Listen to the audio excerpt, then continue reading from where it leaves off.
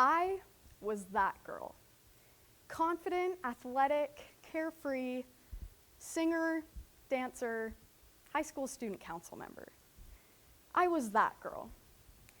After my transition from high school to college, I remember sitting in the Cougar Eat my freshman year here at BYU when one of my friends pointed out that statistically speaking, one of us sitting there at that table most likely had an eating disorder.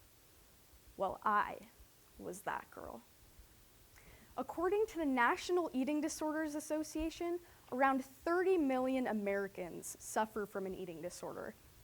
An estimated 15% male and about 85% female. Now think about this for a second. This means that every day, these people are waking up feeling incredibly anxious and uncomfortable in their own bodies. I'm here today to be vulnerable, to talk about something I personally don't think is talked about enough, and to tell you how much of an impact your words can have in the life of somebody else. Now, we all know what it feels like to experience a major life change. For me, the combination of stress, unknowns, and the pressure of my first year at college created what many would refer to as the perfect storm. It started what would become a year-long battle for me. Now, this is a picture of me with my older sister, Shayla, who is also a student here at this university.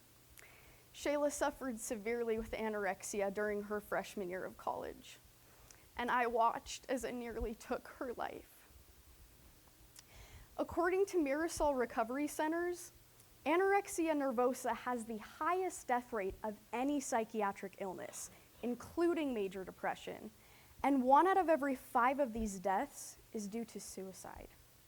Additionally, a 3-year study done here at BYU by Professor Lane Fisher found that the overall risk for BYU students to develop an eating disorder was around 10%. This is an amount that should be recognized. Now, because the cause of eating disorders stems from a wide variety of things, many people can feel overwhelmed in seeking help for a friend or a loved one who might be struggling. They might feel awkward or scared in addressing the situation, and sometimes some even assume it's best just not to say anything at all.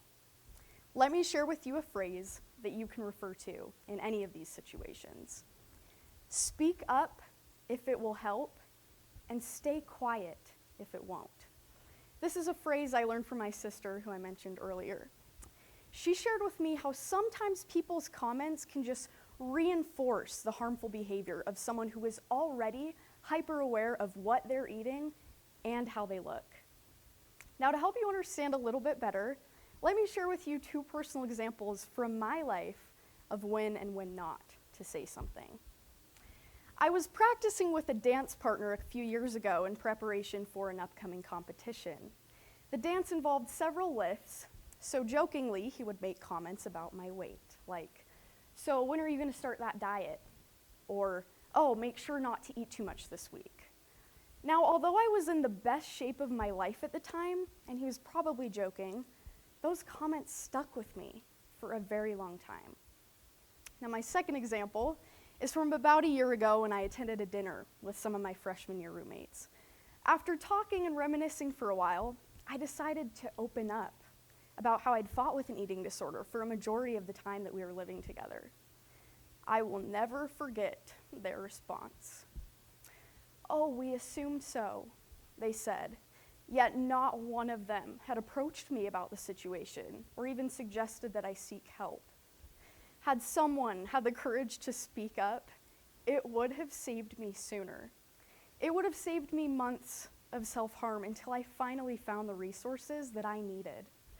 Now, many of you might know someone with an eating disorder.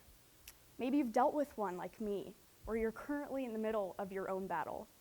Regardless, to everyone, I say, please recognize how powerful your words can be.